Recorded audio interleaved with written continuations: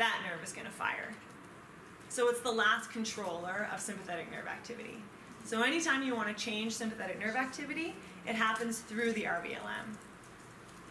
There's some real dope research you can do, because like, again, don't forget this is not in your exam, but there's actually a caudal ventrolateral medulla, which inhibits the CVLM. So like, it can like inhibit the CVLM, but then you can decrease the inhibition of the CVLM, and then you get more RVLM.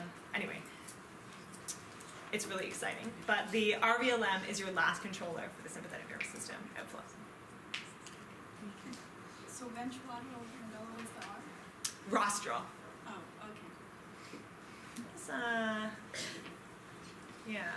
yeah. It has to do with where it is in the, because rostral versus caudal. Yeah. Yeah, you can Google it. If I forget. Isn't rostral?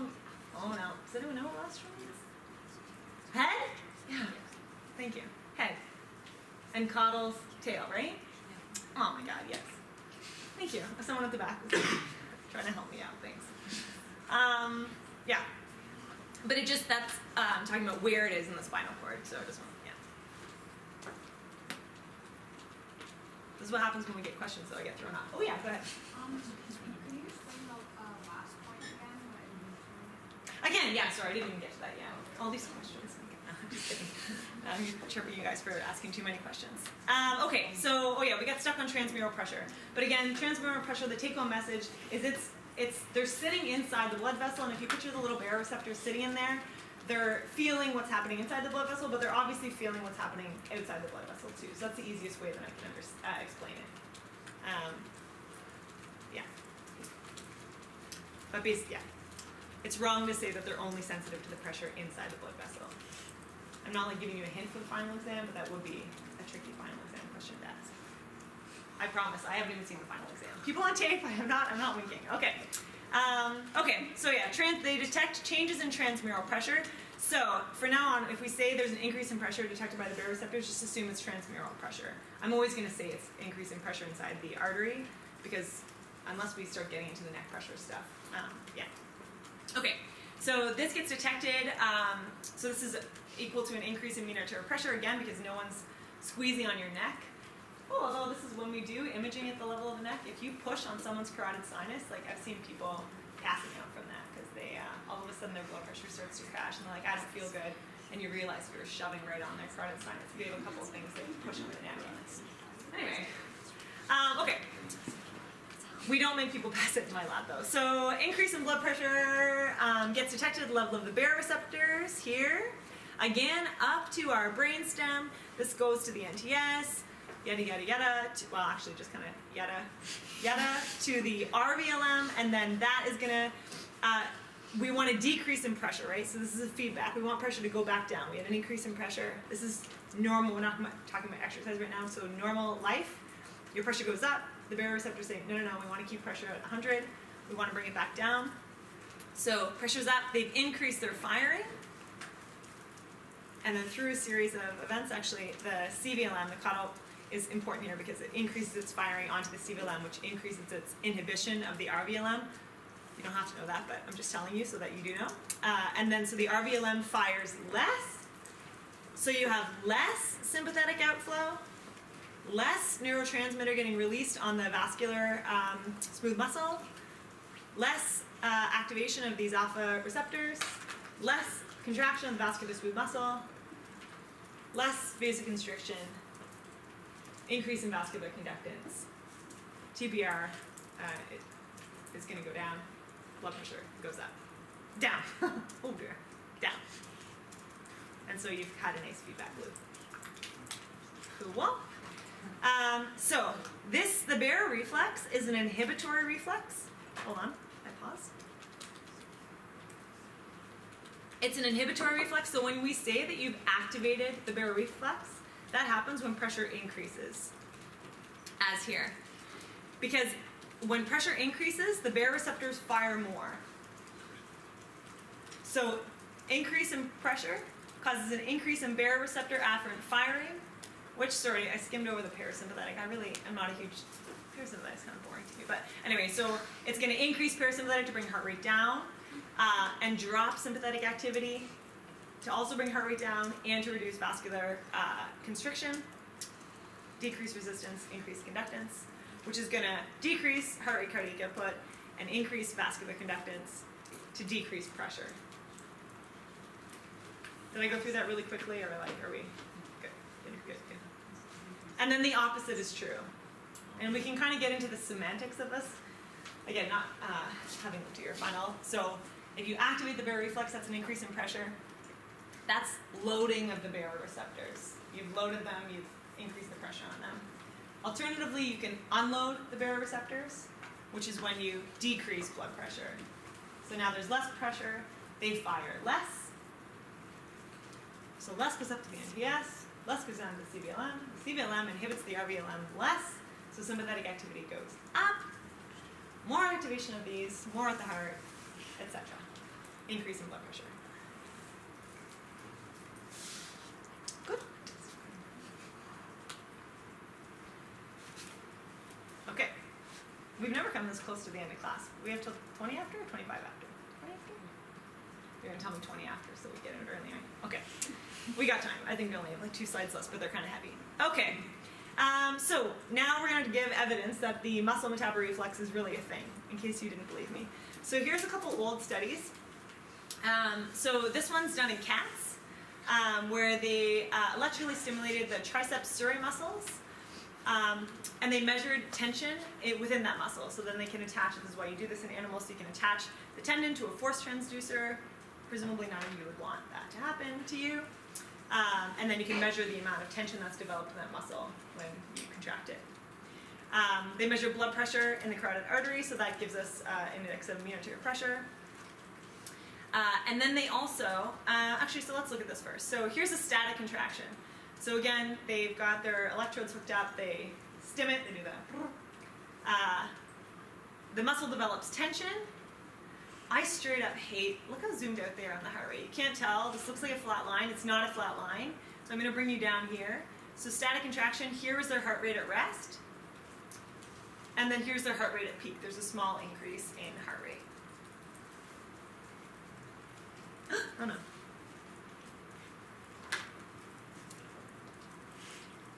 And you get this increase in mean arterial pressure.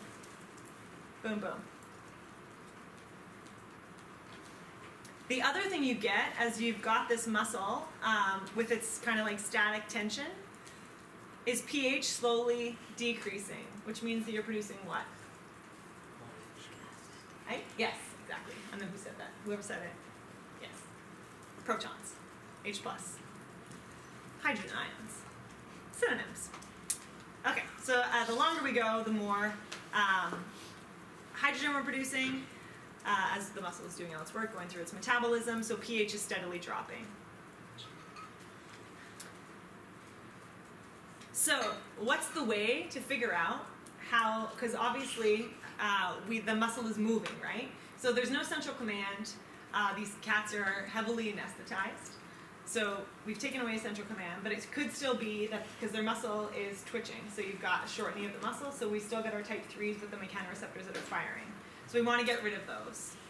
So the way to get rid of that is to, well, I mean, if you cut them, that's not really exciting, and the 3s and 4s are both involved in the metaboreflex, we want to leave them intact. So what we can do is instead just introduce metabolites in the absence of contraction. And then if we still get a response, it shows that metabolites on their own, no central command, no actual no muscle stretch, no muscle compression is happening. And if we still get a response, then that means that these metabolites, in and of themselves, will elicit a response. And they do. So once again, pointing with my pen. Once again, increase in blood pressure, increase in heart rate.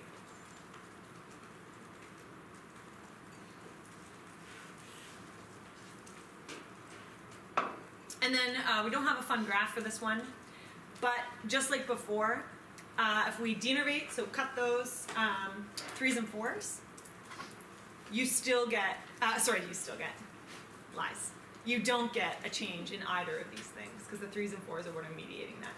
Because again, we have no central command, no compression.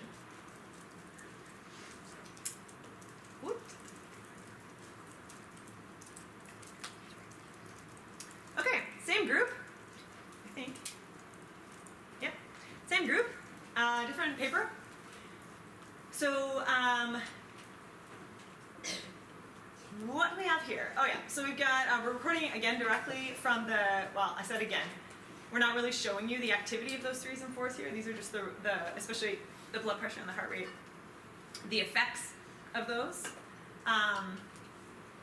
But now we'll show you in impulses per second. So they've got, just like me with my electrode in the nerve, but they're doing it with these cat nerves. So they're recording from these group 3s and 4s. And again, the triceps three muscle of these anesthetized cats.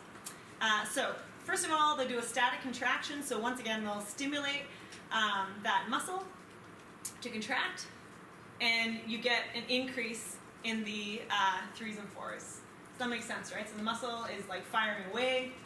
It's using metabolite, it's using oxygen, it's using all of your substrates. It's producing metabolites. You get this impulse. But again, the muscle is also moving, so there's the whole compression thing. Okay, so same thing. What if we inject some metabolic products into it? So this time they injected lactic acid at actually a pretty high dose, 400 millimolar. And here's what you get. So here's the impulses per second. And they actually get this little burst of lactic acid. Of impulse. Also, I'm gonna have honesty time with you right now. I read this paper 5 times this morning, and I couldn't tell if this was also because of the lactic acid or if this was some kind of a twitch. So I know I'm gonna get questions about this right before the final. So this though, the lactic acid caused a really, really rapid increase in firing of the 3s and 4s. So that's what you need to know is that lactic acid, don't worry about the time course or anything like that. I was getting real frustrated reading this damn paper this morning. Anyway, but you still got this really rapid increase, which happened. A lot of the metabolites they injected, if you want to go read this paper, you'll see they took 10, 20 seconds to actually turn on. But in this case with the lactic acid at this big dose, it happened within 5 seconds. So you've got this nice increase in the firing. So again, these 3s and 4s are sitting inside the muscle. There's no actual muscle contraction happening, so they're not exposed to any kind of compression. Obviously no central command or anything like that. And they still are increasing their firing. So you've isolated just a metabolite, lactic acid specifically, and that causes an increase in the 3s and 4s. And as we said before, the 3s and 4s are going to activate the sympathetic nervous system. So the more lactic acid you're accumulating inside the muscle, the more sympathetic nerve activity you're going to get, the more cardiac output you're going to have, the more you're increasing that high-end driver, the high energy to push blood through the muscle. Did you have a question? It's specific to lactic acid, There's a bunch. This is just them showing lactic acid. Okay, so in this study, it's metabolites. It's not lactic. Okay, that's what well, lactic acid is one of the metabolites that causes this response, but yeah. And the previous slide shows that hydrochloric acid will do that too. So hydrogen ions will also do that. Yeah. So we say it's the lactic acid is going to increase sympathetic activation overall. It's going to increase blood flow to that muscle overall because it's a metabolite building it. So it's actually the sympathetic nervous system. That's a great question. I was going to happily glaze over that because I assume we're getting to this in a subsequent lecture. I'm obviously very organized. I know about all the lectures. We'll definitely cover this if it's not already in the slides. So what it's doing, so I think the thing that makes the most sense right now is to think of it as increasing cardiac output. So that's going to be a way that we're going to increase pressure. That's going to drive blood flow. Because remember, this muscle that's active needs more blood flow, right? So increasing sympathetic activity, one of the things that's going to happen is you're going to have this increase in cardiac output, which is going to force more blood through that muscle, the active muscle. Does that make sense? Just because of the heart rate increase, right? Well, this will be everything. This is sympathetic, so it's cardiac stroke volume 2 because it's contractility. Okay, yeah. But the sympathetic nervous system, you can earmuff this if you don't want to get confused before we actually get to this. It is also trying to constrict the active muscle bed. But you also in an active muscle, and this is why, remember at the very beginning we said that you can constrain blood flow to an active muscle? But that muscle is overriding it because it's building metabolites. Exactly. So they're fighting. So that because the metabolites are locally causing a vasodilation as well, which is sort of the important part that we're glazing over here. So some people will call this sympatholysis, which is people get really upset about that term because, oh my god, am I going to draw on the board? you've got what's happening inside the vessel. Pretend we only have one layer, we have more. But the sympathetics are coming down on these vascular smooth muscle cells. So you've got your metabolites, let's say, because we talked about these. Hydrogen ions in here. So these are saying, hey, we're active, vasodilate. While these are saying, you should vasoconstrict. So in an inactive muscle, you don't have this, so you're going to get vasoconstriction. So that sympathetic activity is actually really helpful because it's vasoconstricting all of the muscles in the body in this cat that are not being activated. This artery will, or this blood vessel, Yeah. oh my god. This muscle, the blood vessels of this muscle are probably, I would guess, still vasodilating because of the local metabolites that are exerting their local influence. Isn't it so much more fun when you guys ask questions? Although now you have to stay for the whole time, which I'm told is one of the reasons people don't ask questions, so sorry. Okay. Blah, blah, blah, blah. So again, this is the discharge of type 3s and 4s. Both of them are sensitive to metabolites. Also, sorry, we're showing you this real old paper because this is like the first paper that showed this. And by real old, 1988.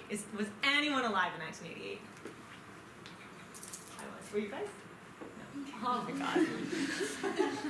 That's upsetting. My youngest brother was born in 1988. Oh god. Okay. All right, yeah, whatever. And these are just impulses of those neurons. I just put that down there in case you were confused by this y-axis. We have one study left.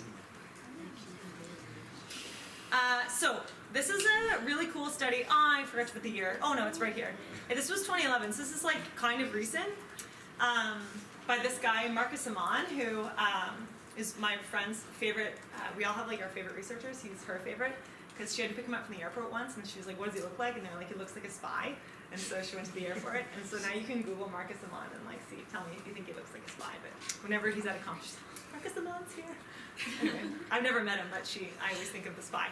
Anyway, so he's like a really prolific basic cardiovascular researcher, and they published this in 2011, so yeah, not that long ago. And basically they're saying a lot of this stuff has been shown in animals, but it's never been shown in humans. So let's do a crazy human study, the kind of crazy human studies that, again, I don't do. I do a different kind of crazy, but where they're really going to go in and block all kinds of stuff. So I'll let you read this for 1 second while I take a sip of coffee.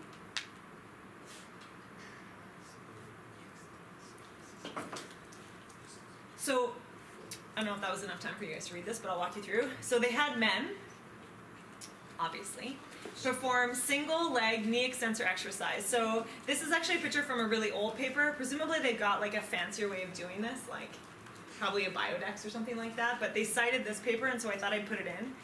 The nice thing about single leg knee extensor is this is an exercise modality that doesn't overwhelm cardiac output. So it's a stress on the body because it's a huge muscle, and you're just like doing this, but it's not gonna like, overtax your cardiac output. So this is Bank Saltine, who's another like real famous, like way more famous than Marcus Amon, the spy. Bank Saltine is like a super famous. I think Selena worked with him, did her PhD with him. Anyway, I met him once and I was super proud. Okay, so this is from their study, and this was like the first time that they did this. Okay, so they did that at 3 different intensities for 3 minutes each. Following a lumbar injection of placebo or fentanyl. And this is basically designed to inhibit the feedback from the groups 3s and 4s. So they legit like put a needle into this. I presume this is the same as like an epidural when you're giving birth. I don't know what possessed these people to participate in this study, but it's a little insane. So yeah.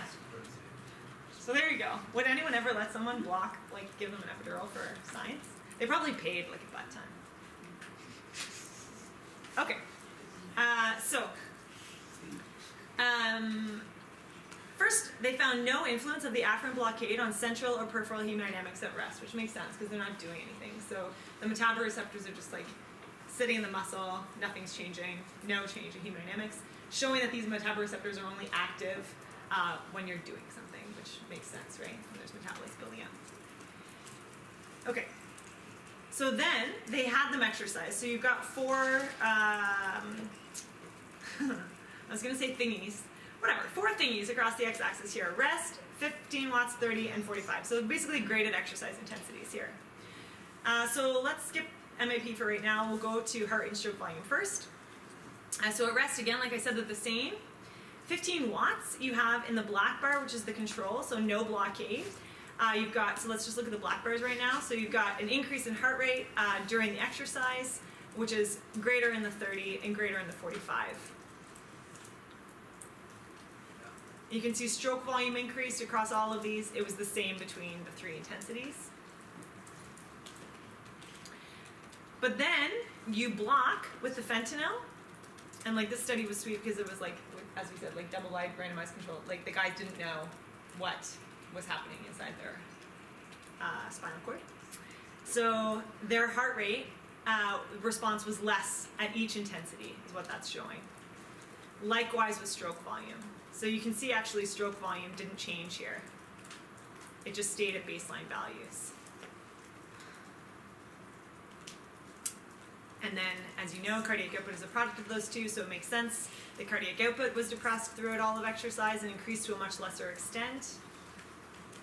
And as a result, again, your mean arterial pressure increases were less.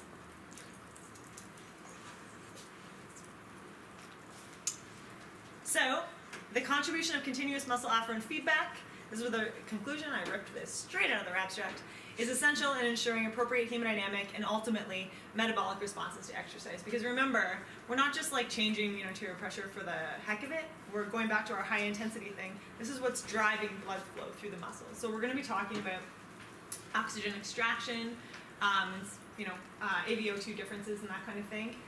This has everything to do with, or a lot to do with, what the pressure is driving blood flow through that muscle bed.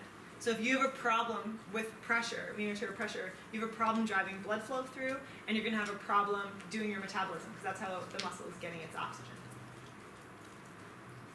Any questions? Okay. That's it. Goodbye. It's so cold. I think they make it so cold so you buy coffee.